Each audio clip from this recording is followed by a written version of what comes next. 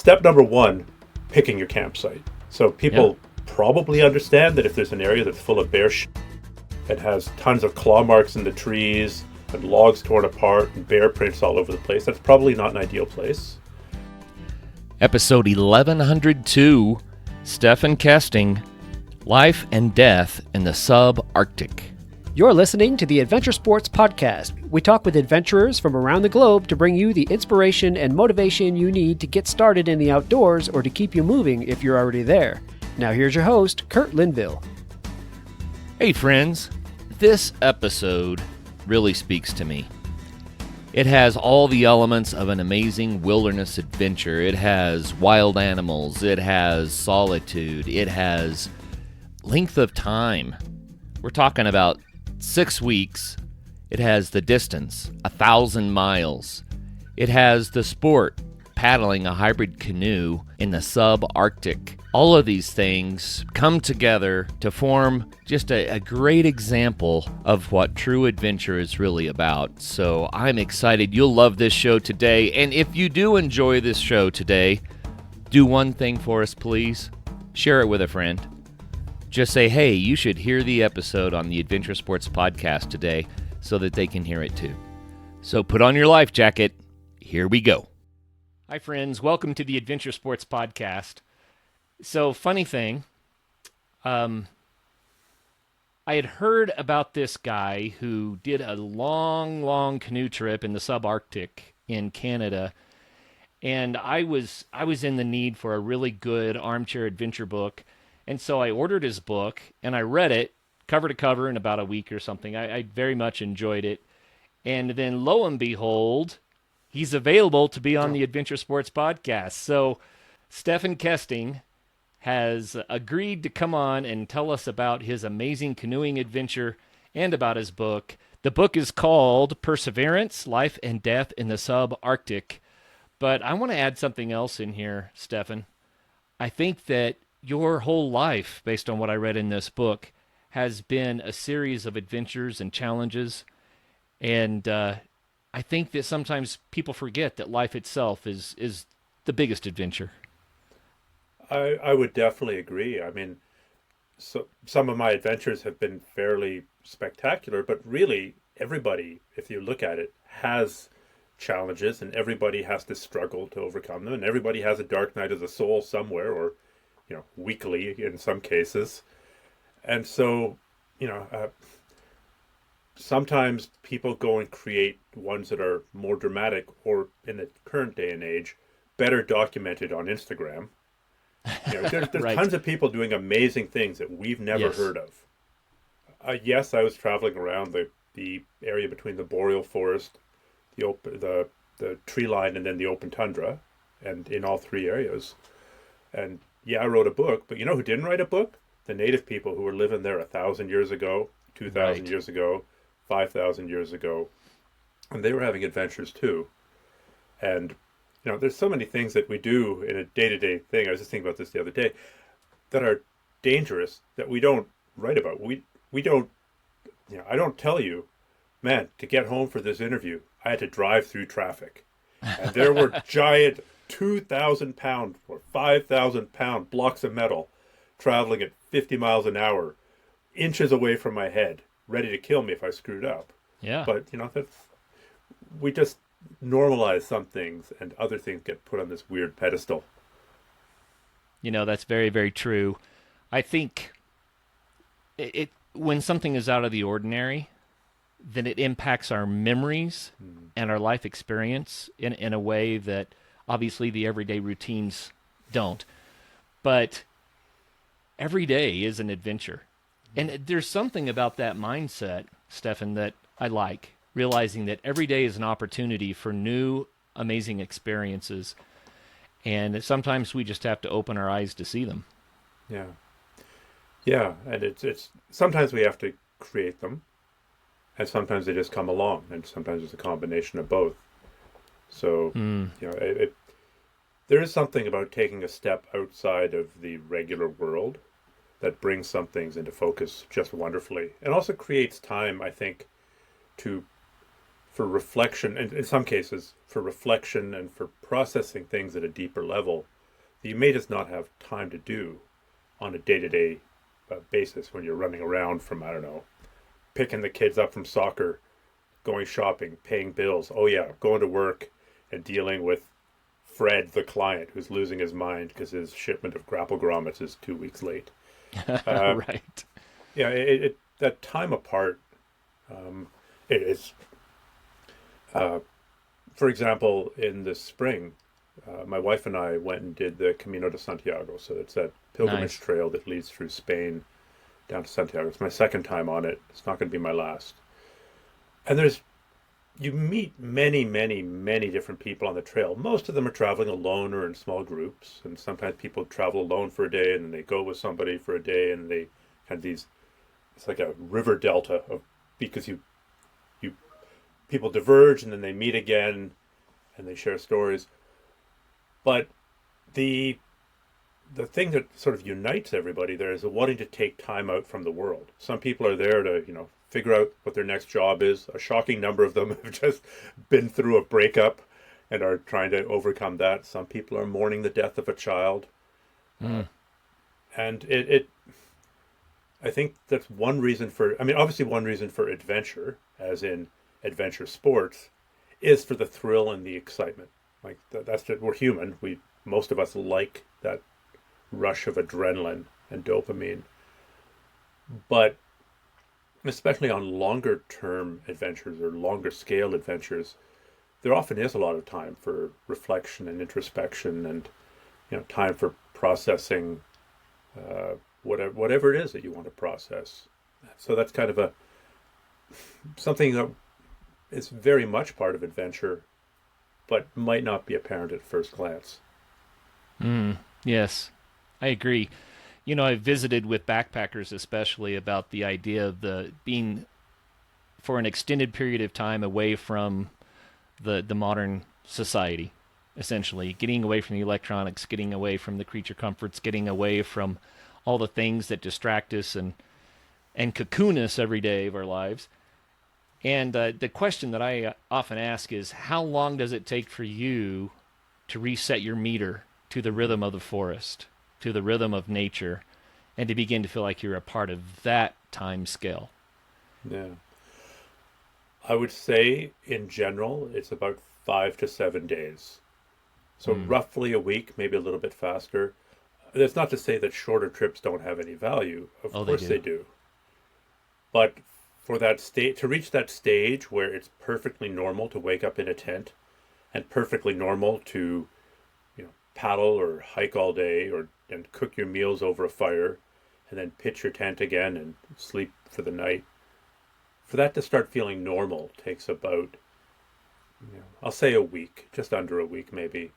And then it doesn't really change. I've been on trips as long as 82 days, so that's a bit more than a couple of months.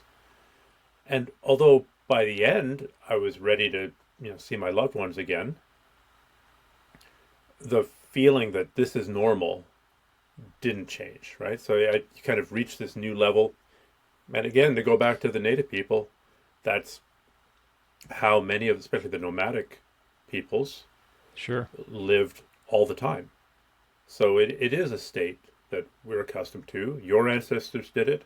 My ancestors did it. Everybody listening to this, at some point their ancestors were wandering across the landscape, whether that was in a small tribal group in Africa or in wagons on the steppe being pulled by oxen.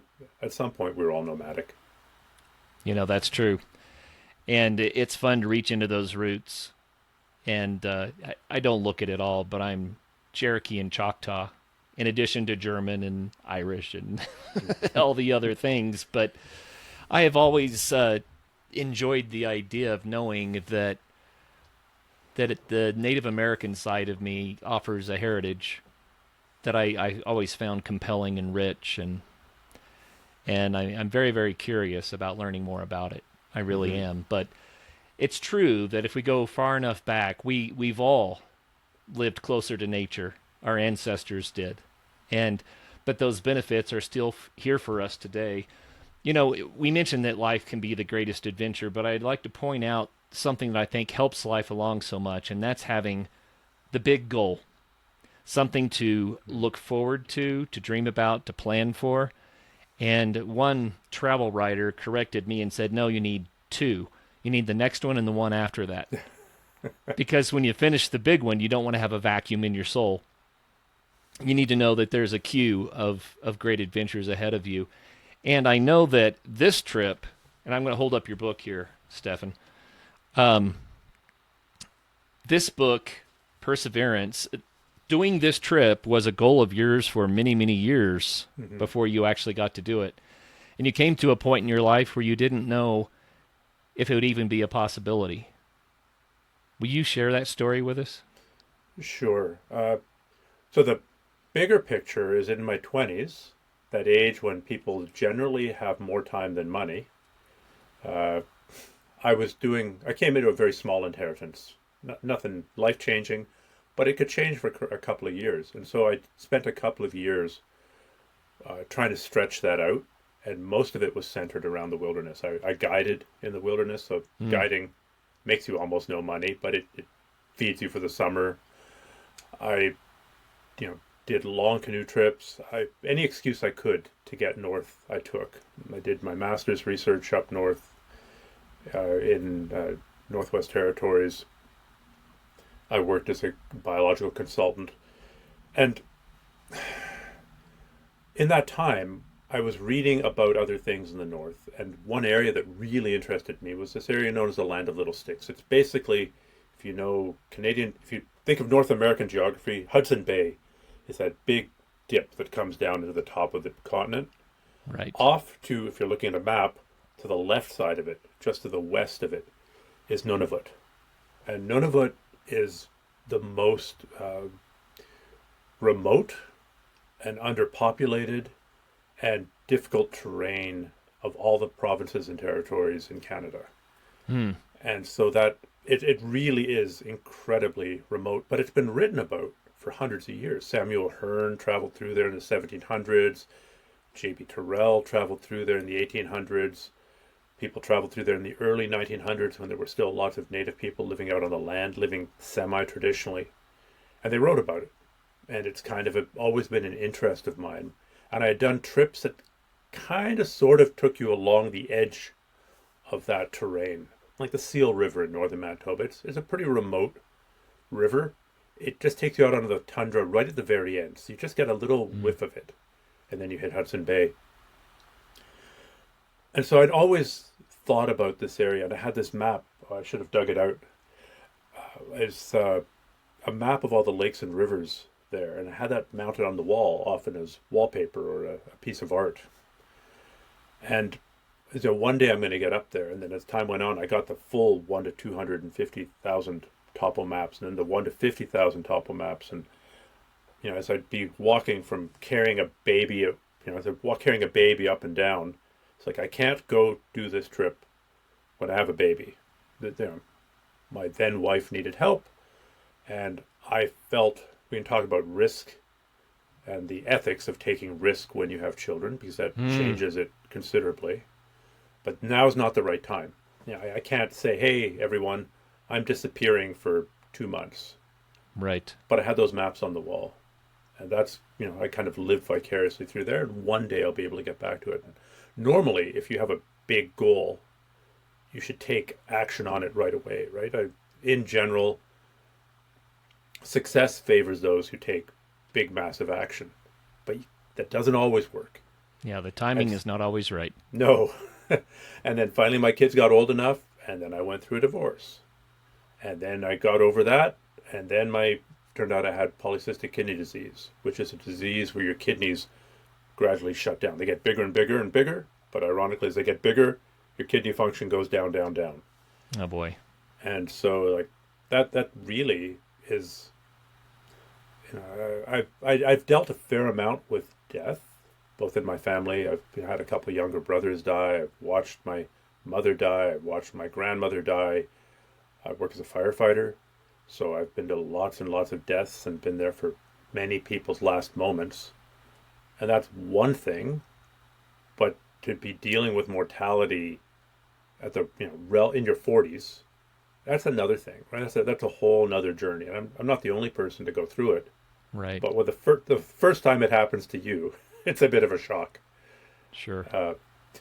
And so eventually this idea of if I can survive this, if I can survive this kidney failure and get a kidney transplant, and if the surgery goes well and I don't die on the slab, and if I can fight my way back to full function, then I want to go do this adventure finally. I've been thinking about it for decades. I've been researching it for arguably 25 years by reading everything I could about that area, all the accounts that I could get my hands on, talking to people about it. I'm going to go do this. It'll provide kind of that carrot, that light at the end of the tunnel. Sure. That to work towards. And after the kidney transplant, I'm forever indebted to my brother who gave me one of his kidneys. But that was a tough recovery. You're on a lot of drugs. A lot of those drugs just, people talk about you want to have a strong immune system. Yeah, well, that turns out that's not always the case. If you've got a transplant kidney in your body, you actually don't want a strong immune system because your immune system is like an army poised to go to war. And if you take an army poised to go to war and you plonk it down in a big city, there's going to be problems. Those soldiers are going to find fights to pick. It turns out your immune system will pick fights with your new transplant organ. And anyhow, so you're on heavy drugs. This has many, many side effects, many trips to the hospital for various infections. But eventually it got stabilized. And then it was time to try and reverse engineer. How am I going to do this trip? What would need to change? What changes would I need to make in my day-to-day? What systems would I need to set up to enable me to take off for a couple of months? And, that's for people who don't think that they can do a big adventure. I don't know, bike packing across Mongolia. Maybe the right question is, what changes would I need to make to enable me to go bike packing across Mongolia? Maybe you need to change jobs. You should probably start cycling. You should probably learn about bike packing. You might want to learn a couple words in Chinese and a couple words in Mongolian. Most likely, though, you're going to have to set up something to enable that financially and familially. Are you going to go with your wife or without your wife? Are you still going to have a wife when you get back? Are your kids going to remember your name? These are all valid things to think about and try and plan for. Wow. It was a lot, and I know that it was many years for you before you got to finally step out on your adventure. And just so people have a little bit of feel for it, we've talked about the area that you traveled through, and I'm just getting this from the book, but I'll give a brief summary. Lots and lots and lots of portages, or portages, depending on how you want to say it. And you're going essentially upstream for a half or more of the trip before the currents finally start flowing north toward the Hudson Bay. And just a huge amount of work, a lot of solitude, a very heavy hybrid canoe because you have weeks and weeks and weeks worth of supplies. And your canoe has a small sail. Tell us what happened on day one. Ouch! Straight to the heart. Thanks, Curt. Hey, it's a great way to start the book. It's a great way to start the story. So, after thinking about this trip for 20 odd years, after doing a ton of paddling, because I couldn't go on longer trips, but I could do a lot of local paddling. So I've paddled class 5 in kayaks. I've paddled class 4 in open canoes. I've guided professionally as a raft guide. I've guided professionally as a canoe guide. I've a certified whitewater instructor. That's probably expired now, but I'm an expert. So day one of the trip, that was July 1st, Canada Day. I'm eager to get going. The little tiny town of 100 people that I'm in, they're slowly waking up, getting ready to celebrate Canada Day. I just want to get out of there.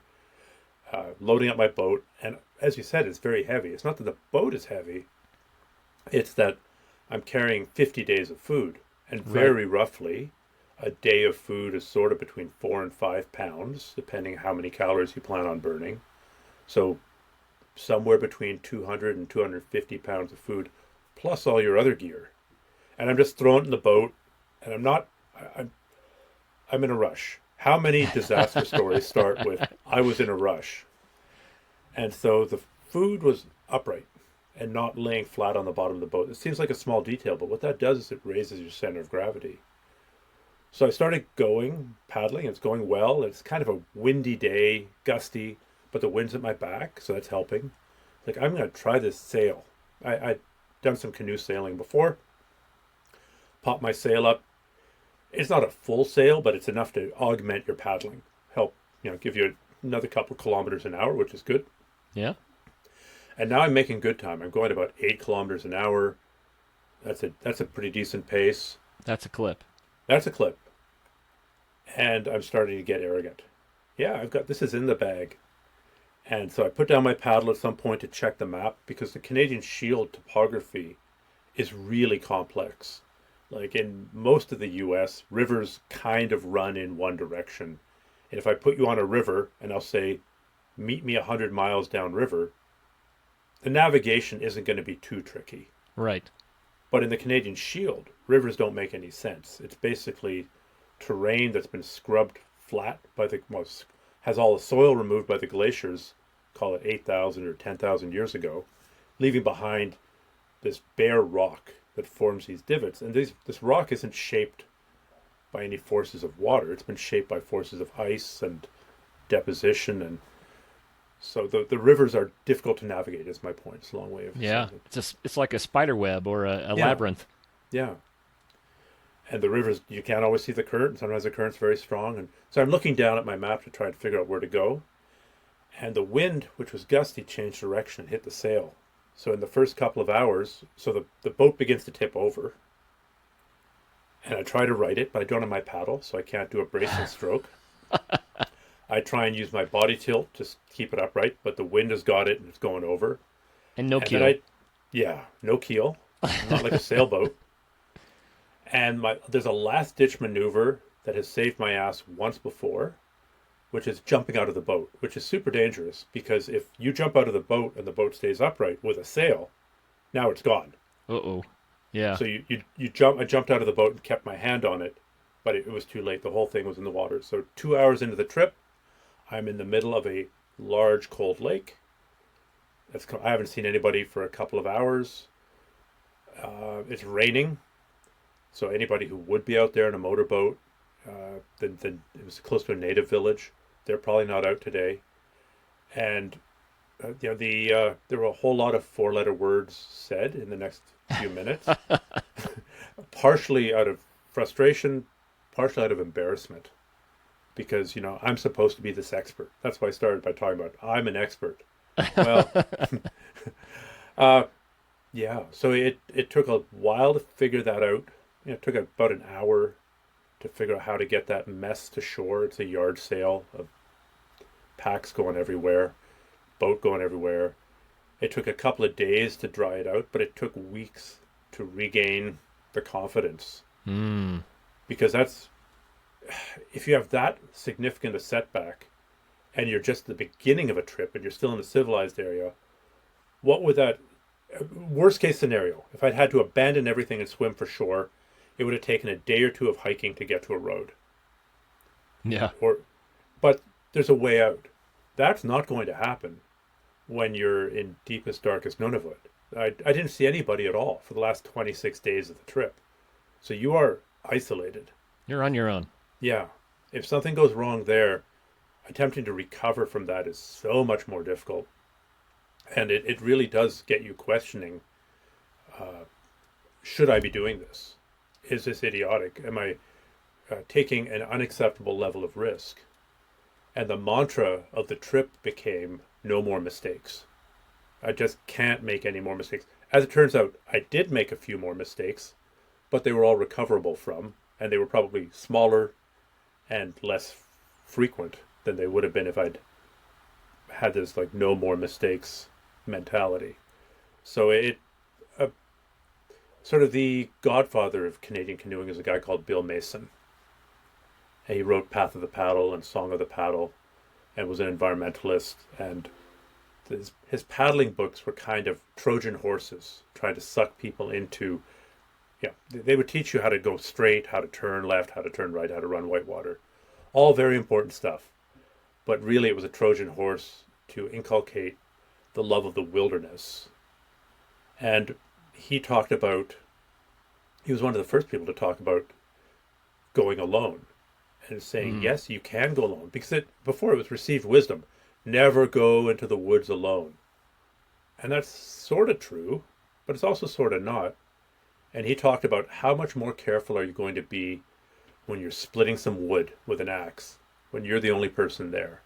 Yeah. And, all of a sudden sinking that axe into your shin, which is serious if you've got somebody else there. But if you've got somebody else there, they can go for help while you sit there with a bandage on your leg. If you're by yourself, then the consequences of your actions get amplified. It's something you have to think about all day. So it really, a lot of wilderness adventure is risk management, in my opinion, anyway. Well, it's a really neat story. What I'm curious about is if you think that perhaps that incident on day one may have actually contributed to the overall success of the entire 1,000-mile journey. I think there's a very good case to be made for that. Of course, you can't run the same experiment twice. Right. You can't, and to some extent we have to separate choices from outcomes. I'm a firefighter, right? We could go to a house fire tomorrow and do everything correct and have a disastrous outcome. Sure. And we could go to a house fire tomorrow and do most things wrong and have a good outcome. But doing the right thing more often results in a right outcome, but it's no guarantee. It's you're rolling loaded dice, but even loaded dice can go the wrong way. Yeah. So, but I do think that whole mentality of like no more mistakes probably contributed significantly to the safety margin. And since that, I've done some other expeditions, both solo and with other people, and getting that extreme concern in the deep wilderness. Not in too many other ways. I'm extremely conservative. I really don't want to take risks. And like I hinted at, if you have kids, your relationship to risk has to change as well.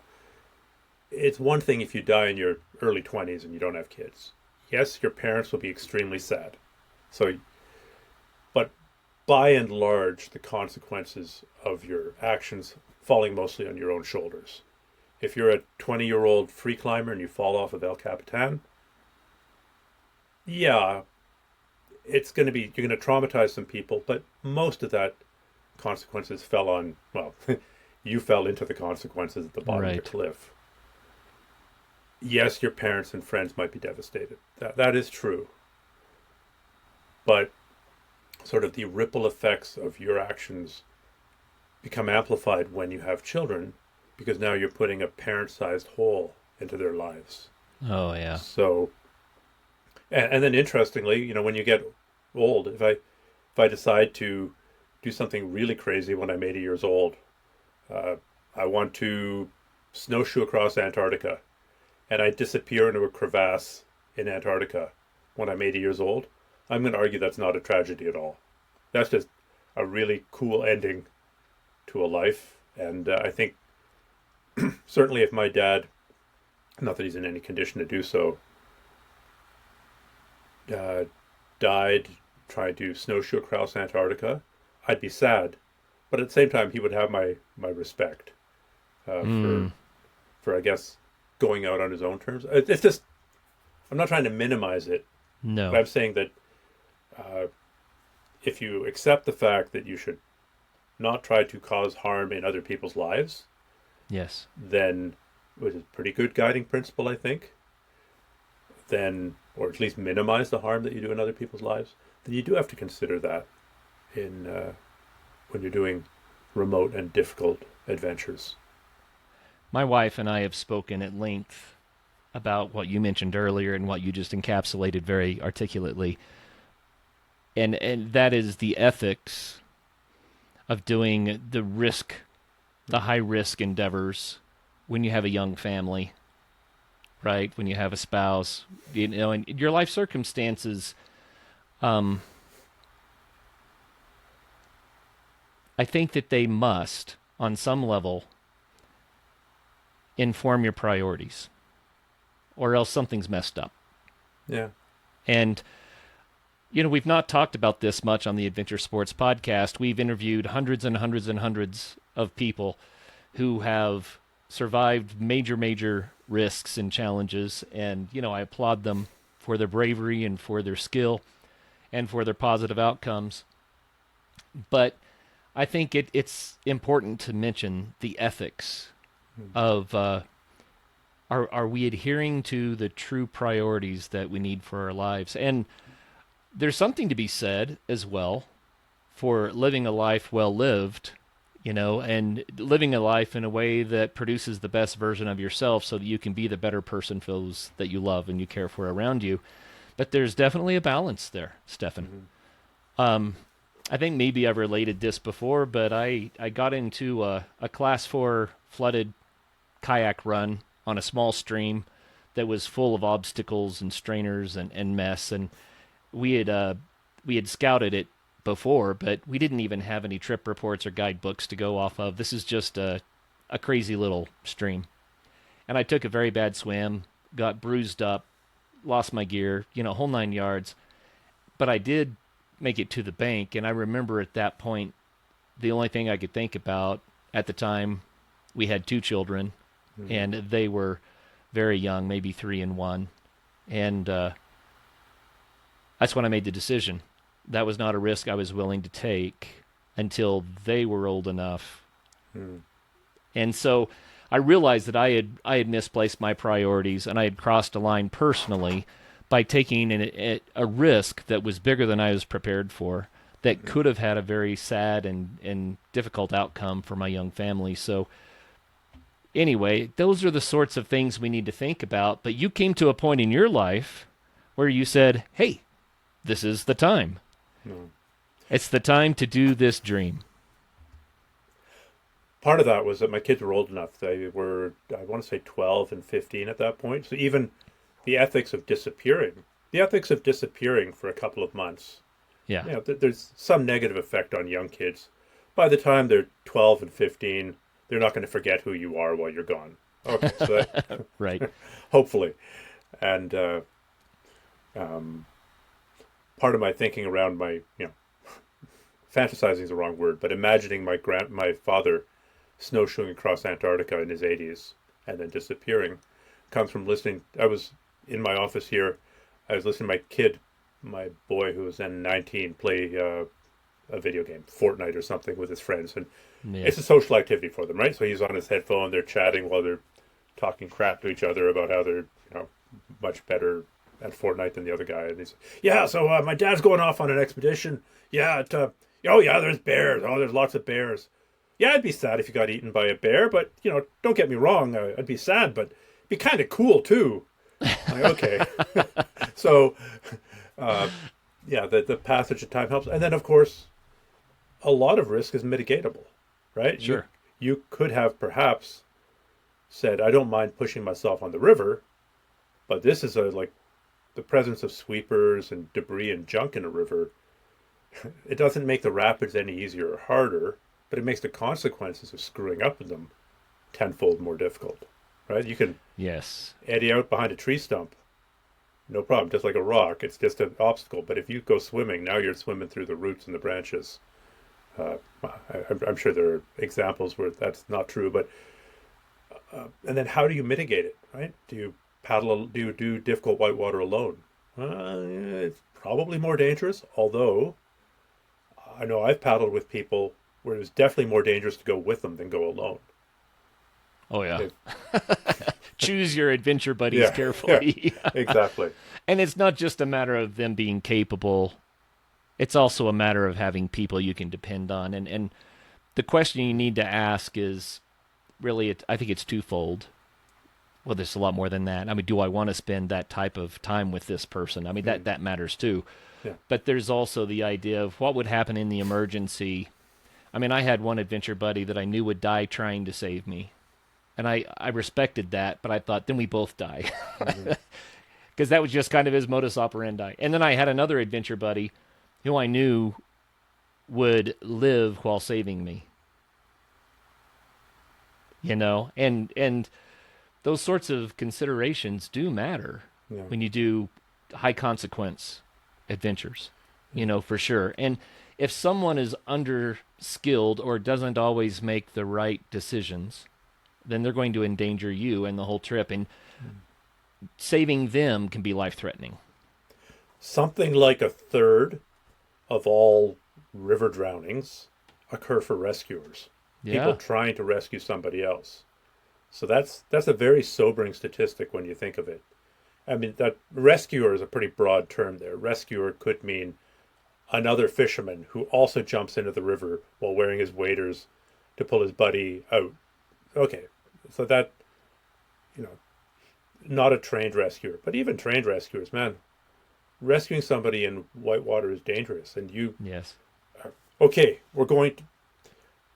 we've all been at some kind of scenario like this. Okay, we're going to go carefully. We're going to scout these rapids. We're going to have a plan. And oh my God, Jim's swimming.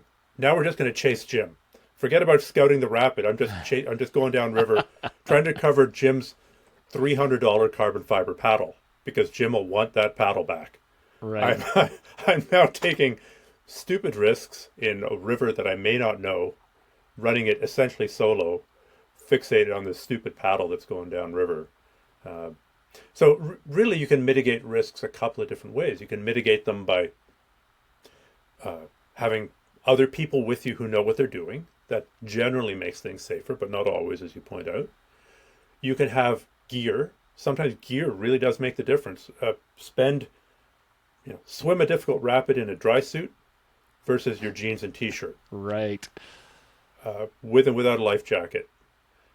With and without a helmet. Those are different levels of risk that you're taking. In general, you can mitigate some risk with gear. If you go to a really remote northern trip, the difference between having a good tent that'll withstand 50-mile-an-hour winds blowing all night from all four directions of the compass, and some tent that you picked up at Walmart, that's a big difference. Right. People can do amazing trips with incredibly poor gear. It's true, but it's all a question of shifting the odds a little bit in your favor. Then there are procedures, right? What do you do? I'm a mess. When I live my day-to-day life, I lose my keys, I lose my wallet. My clothes aren't sorted, they get stuffed into whatever cupboard. I don't care. There are lots of things I don't care about. My desk is a messy desk. When I go into the woods on a serious trip, when I pitch a tent in bear country, when I jump on the fire truck as a firefighter, I have procedures that I follow. I make sure that I know which radio goes where. I do it the same every day. I always attach the flashlight here. I know I've got my gloves there because it really matters. Sure. Does it matter that my desk is messy? No, not really. It's not life and death. Maybe to make me a tiny bit more efficient, to have it a bit cleaner, but whatever. My wife was in shock the first time we went camping in bear country because all of a sudden I'm like, no. Can we please move the bear spray over here? Can we move the knife over to this corner? The headlamps go here and here. We're going to put the packs on the side of the tent. And in my mind, there's a perfectly good reason for each of them. Right. And so I kind of going from seemingly chaotic to hyper-organized when it matters. Who is this man and what have you done with my husband? That was pretty much the exact comment. You know, you mentioned in your book briefly in one of the later chapters what your routine was for bear safety when you camped. Mm-hmm. And I think it's worthwhile sharing that. It was well done. So anytime you start talking about bears, well-meaning people who probably haven't spent too much time in the outdoors immediately start talking about guns. That's kind of like talking about safety while driving, but talking about airbags, or talking about how you're going to assist the fire department cutting you out of the car when it's wrapped around a tree. There are some steps that come before crashing your car, Right. and there's some steps that come before, your Mexican standoff with a bear, which I've done. Right, I've stared down a shotgun barrel, looking at a bear more than once. Yelling and screaming at the stupid thing because I don't want to kill it unnecessarily. Right. But that's step 5, right? I don't know if there's 5 steps. Let's see if I can make this 5 steps. Step number 1 would be picking your campsite. So people probably understand that if there's an area that's full of bear scat and has tons of claw marks in the trees and logs torn apart and bear prints all over the place, that's probably not an ideal place. Another thing that people don't consider is if there's a place where there's been lots of fishing, whether that's fly-in fishermen in the far north or just day fishermen, generally you should avoid that, because what do fishermen do? They gut the fish, they leave the guts there, they maybe throw some beans in a fire, they cook some bacon and eggs. They create a lot of food residue, and the bears come to learn to associate the presence of humans with food. So fishermen are particularly bad, but it's not limited to fishermen. I also wouldn't camp beside a garbage dump, to pick a really egregious example. So you can't always choose your camp. Sometimes there is no other place at all. I've been paddling for 8 hours without a single place to camp. Not one. The only way that you could camp in places like that is I would need to cut a mountain of reeds, rushes, and bushes to build an island in the middle of the swamp and try and camp on that. So when I get to the beach and it's full of bear turd and logs torn apart and tracks, this is where I'm staying. I'm not happy about it, but now I need to take extra precautions. So then what are the next precautions? 100% separate your food and your sleeping, right? 100 meters away, 100 yards away is not too far to separate your cooking area from your sleeping area, especially if there's a lot of bear in the area. Sure. Do not ever bring food into your tent. That's such an easy thing to say. So many people screw it up. And, if you can hang, some areas you can hang your food. You can create that bear piñata, that dangle it on a rope to keep it off the ground, hopefully out of reach of bears. In the far north, that's very difficult. So I typically take my food, put into 2 waterproof bags to minimize the smell, and put them a couple 100 yards into the woods in different directions. So if a bear finds one of them, he won't probably find the other, and I'll still have some food left. Then there's a whole level of bear alarms. So I grew up going to canoe camp, and one of the things that we would do, we'd have a wanigan, which is that wooden box that you have your food in. We'd put our plates and our dishes on top of it. So if a bear came, he'd knock the dishes off, we'd wake up. Well, they have more sophisticated systems now. I use often what's called a pack alarm, which is a thing about the size of a grapefruit, much, much lighter than a grapefruit. And it's got a spool on it, like a fishing reel, and a monofilament line that you can stretch around your tent. And it takes a bit of time to set up. It's very reliable. It has scared the crap out of me multiple mornings when I'm getting up out of my tent and forget it's there. I've had birds fly into it, set it off. In the book, I wrote about how a caribou wrapped itself up in my bear alarm tripwire one night, and I thought I was going to get stomped to death by a caribou. Talk about, they have motion detectors in the far north, in heavy polar bear country. There's even portable electric fences that you can set up. So you can create a perimeter. I think for backpacking, the most practical one is probably that bear alarm. But I've done other trips where I had that pack alarm and a motion sensor, just to create some redundancy. Then another, people are like, what about guns? What about guns? Okay, yeah. So then you need guns or bear spray, or both. This is a good way to start an argument. There's not a lot of data on what's more effective, but there are, I think, 4 studies, 2 of which are better done than others, but all 4 concluded that both guns and bear spray work against bears. On average, bear spray is a little bit more effective. There are too many stories about someone with a too low of a caliber gun who found out that a wounded bear is much worse than a sprayed bear. How about that? Sure. Also, so let's say you got a big ass gun. You got a 12 gauge slug. Right? That's a pretty big piece of lead. That's still only a cross section. I don't know, like half an inch. I haven't measured a 12 gauge slug recently. Whereas bear spray spreads out in a cone. Yes. In fact, I've shot bear spray to my left, walked away, and then had it drift back, even though the wind was going. There's just the eddies carried it back. Yeah. So if you were a bear and you were attacking me and I fired the wrong way with a bear spray, it's still to some extent going to create a cloud around me. And when you consider how much better their sense of smell is than ours, it's something like 100 times better than a human's. Presumably the bear spray affects them 100 times more. There's so many videos of like some great big bear getting this little spray of bear spray and instantly turning around. I'm not saying it's perfect. In severe bear country, I'll carry a 12 gauge and bear spray. And I think there are probably limitations if you're up in the alpine, where there's usually a strong wind. So now you're much more limited. If the wind is coming from the west and that bear is coming at you from the west, that's not the best scenario with bear spray. I'll totally grant you that.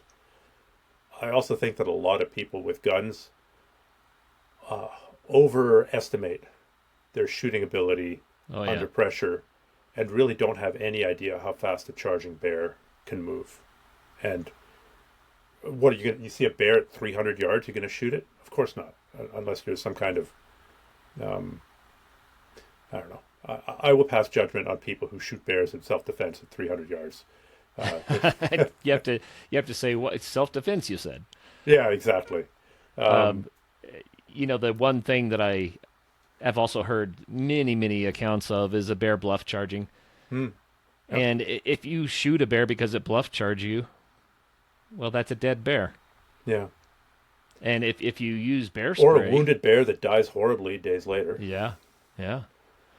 But if you use bear spray and it was a bluff charge, well, you don't have a dead bear.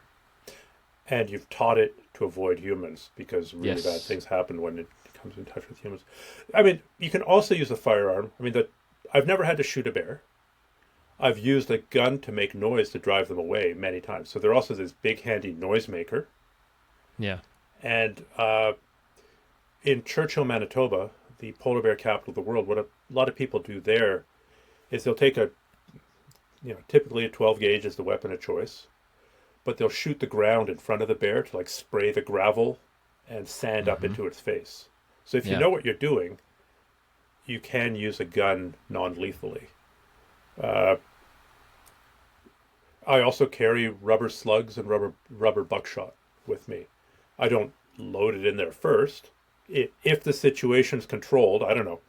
If I'm up a tree and I've got my 12 gauge and I've got some rubber slugs in my pocket and the bear's going around the bottom of the tree, sure, this is hypothetical. This has never happened. I would try shooting the bear and then pumping the shotgun so that I had lead right behind it. I think that's a valid option. I mean, the rubber bullets. The difference is, unless the bear is starving, it doesn't want to get in. It doesn't want to die. It doesn't even want to get injured. If it gets injured trying to take you, it's probably going to starve to death because it won't be able to catch the next caribou or gopher or whatever it's doing. So, ironically, this big killing machine usually has a pretty low tolerance for getting injured. If the bear is starving, or there was a case a few years ago where, quite a few years ago, at the Liard Hot Springs on the road that goes up to Alaska, where it had eaten a bunch of plastic. So its stomach was clogged with plastic. Right. Couldn't digest it. It couldn't pass it. It was eating but starving. It went into the hot springs where there were like 20 people and started attacking somebody. So that's incredibly rare. That was a desperate bear. It was, and it ended up getting shot. I was doing some biology work at the time, and our helicopter almost got commandeered for the airlift to airlift the person out to hospital. It ended up being somebody else's helicopter that got commandeered. So I was peripherally involved. Wow. I've had a lot of experience with black bears and very little experience with grizzlies. And when it came to the black bears, most of the time, a loud noise was all I needed. I had a spotlight that was like a million candle watt or something, and that worked pretty well because that bright light in the darkness was a shocker. I did have a few males that wanted to stand their ground.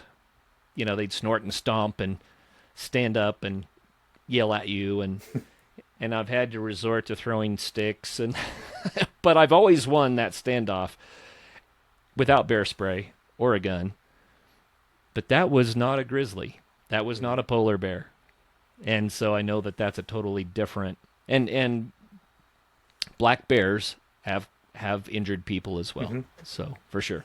Yeah, the trip I did that we'd start out by talking about, I sometimes describe to people as I started in black bear country, went through grizzly bear country, yes, and ended up in polar bear country. And polar bears are something else. I mean, tundra grizzlies are meaner and smarter and bigger than black bears. Fortunately, the very few encounters I've had with them, a gunshot in the air and it ran away. Perhaps, maybe because it had been shot at earlier in its life. I don't know.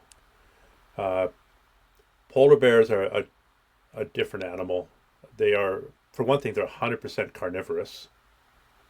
Yeah. For another thing, they are very good ambush predators. They ambush predators and they sneak up. They'll spend hours sneaking up on a seal breathing hole to get there and lie there. They'll spend hours sneaking up on you.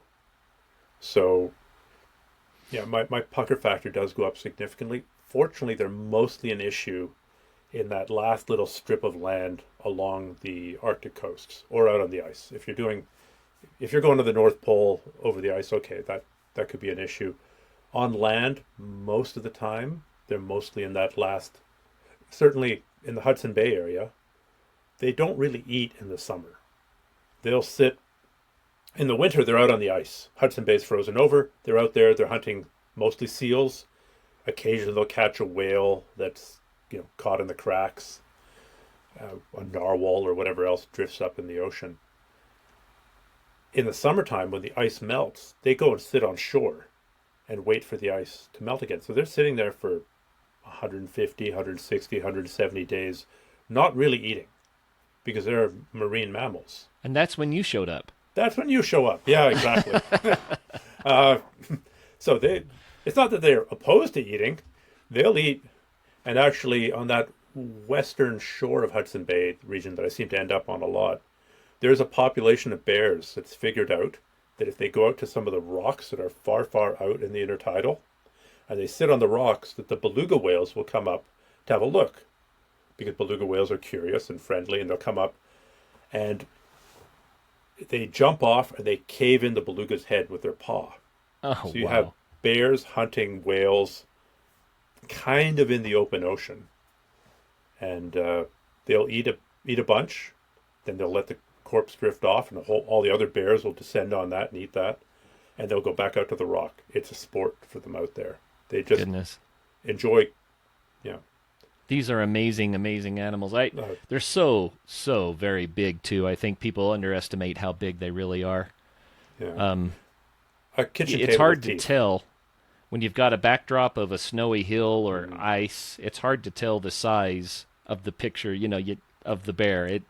Until you put a person beside the bear and realize the bear is almost twice as tall as the average human. Yeah, I think that's fair. I mean, it's just remarkable. I was up there last summer on a trip in the land of Little Sticks. I remember coming down a rapid close to Hudson Bay. It's a long, winding rapid. It's nothing technical. It's just you have to pay attention, right? You don't want to broach on a rock or anything. and I saw a white dot in the distance on the far, far shore. And just, you're running rapids now. The river has to channel by that rock. Yeah. And just watching this thing, watching this thing, watching this thing. And because there are no trees, as you point out, the perspective is gone. So you don't really know how far it is. Is it a mile away? Is it 400 yards away? Is it 2 miles away? I don't know. And how big is that white dot? Is it bear-sized? Is it boulder-sized? Is it, Is it where the seagulls spent too much time, or is it... Yeah, it was a white rock in the end, but I remember like giving it the eye. I see you. I'm paying attention to you. And you start thinking about the beluga whales. Yeah, exactly. So it's, I'm pretty comfortable in the wild. I don't particularly like camping on the Hudson Bay coast. And for what it's worth, the native people mostly agree with me. They would, nowadays, if they get a chance to go on a caribou hunt inland, in a tent, no problem. They'll do that in a heartbeat. Stay in a tent on the coast? Are you out of your mind? So, something that you just highlighted there is how beneficial or even important it is to know your environment. And I think a lot of people, especially who do travel adventure, they're going into unknown environments. And I think that not knowing the ways of the weather, the local animals, those sorts of things, that it's worth doing some research and having a degree of understanding, because just out of ignorance, we can make serious errors. But yeah, so it definitely increases your safety margins. But beyond that as well, it increases the amount of immersion you have in the environment. Right. If you just see tree, that's one thing. But if you go, oh, that's a western hemlock, or oh, that's a jack pine, oh, that's a black spruce,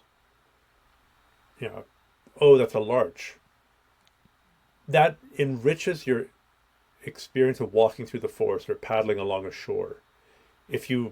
I would say if you're going into an area, try and learn the 3 or 4 most common species of tree. Try and learn the 3 or 4 most common species of bird. Try and learn the 3 or 4 most common plants, especially if they're edible plants, because that's just cool, right? It's cool to be walking through the forest to go, oh yeah, Vaccinium parvifolium, no problem.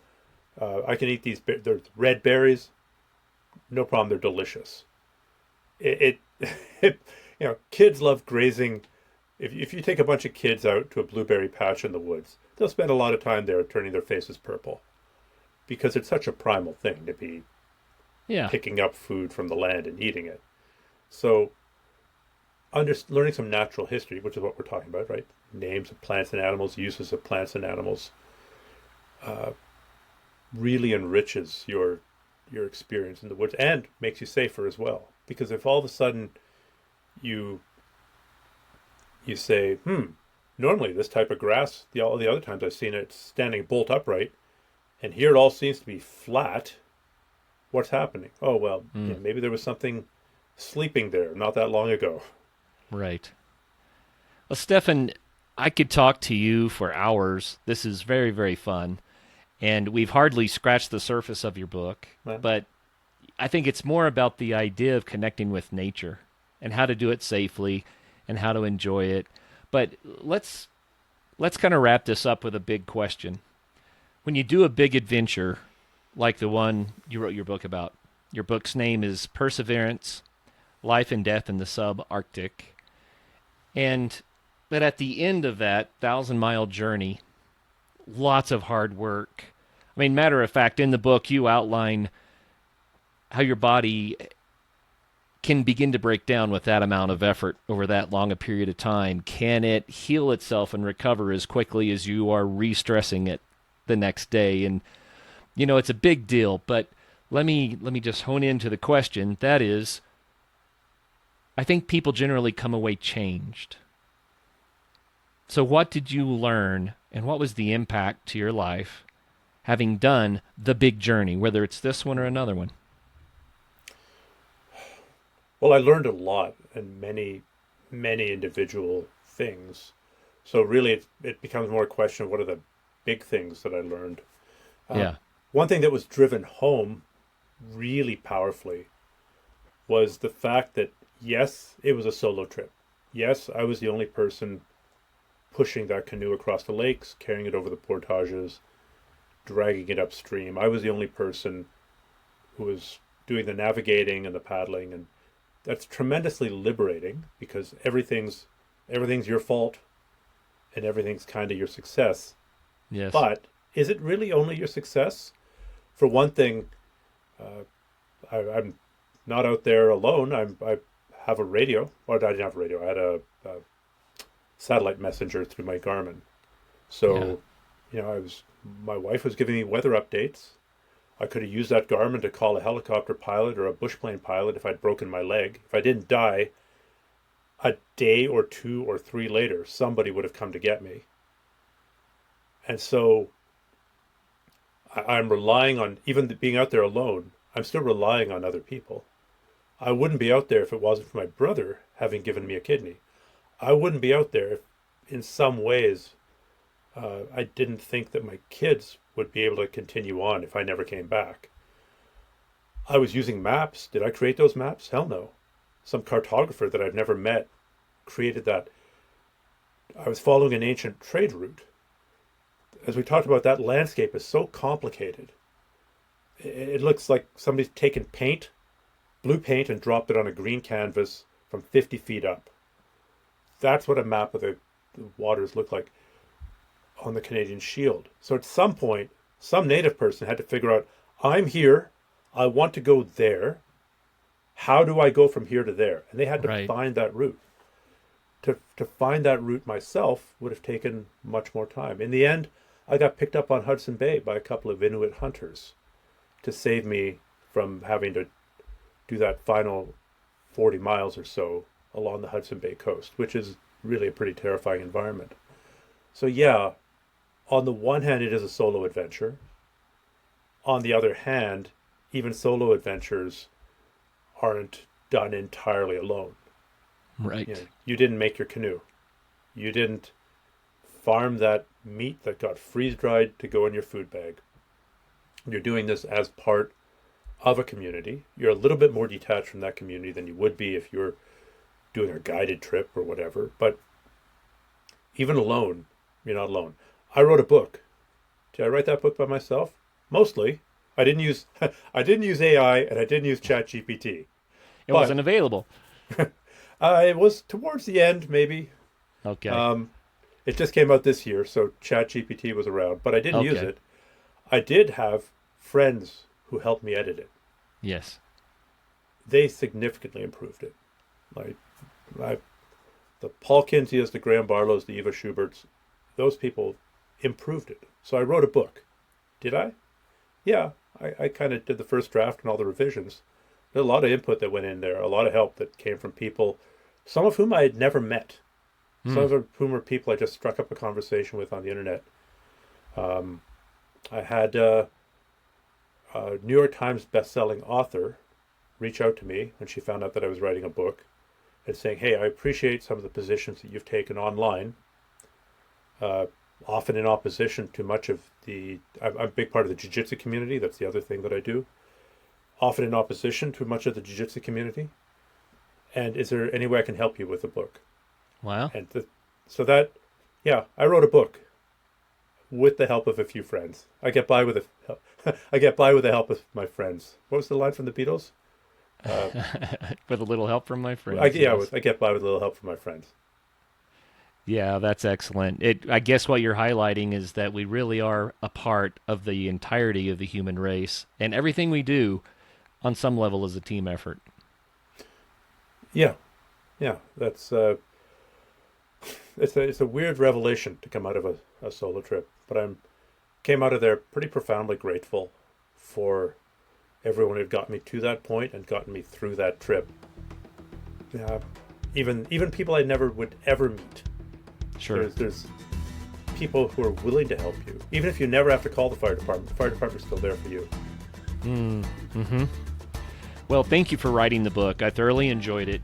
It's a great detailed story of not just the adventure, but also the insights and the wisdom gained from this experience. And I think you do a very good job of depicting what the real challenges are. It's not overly romanticized. It's like, no, this is what it took, and it's not exaggerated either. I mean, this is the reality of this type of effort. So for the listeners out there, if you're interested in knowing what it takes to canoe solo for 1,000 miles in the subarctic, Stephan has done you a huge favor by detailing how it all works out. Again, the name of the book is Perseverance. And Stephan, thank you so much for your time today. I really enjoyed this. Curt, it was an absolute pleasure, and I'm glad that we went to some of those areas, even though they're not maybe traditional adventure sports topics in many people's minds. I still think they're important. Oh yeah, I agree. Very much so. And for all of our friends out there, thank you very much for watching or listening the Adventure Sports Podcast today. And until the next show, get out there and have some fun.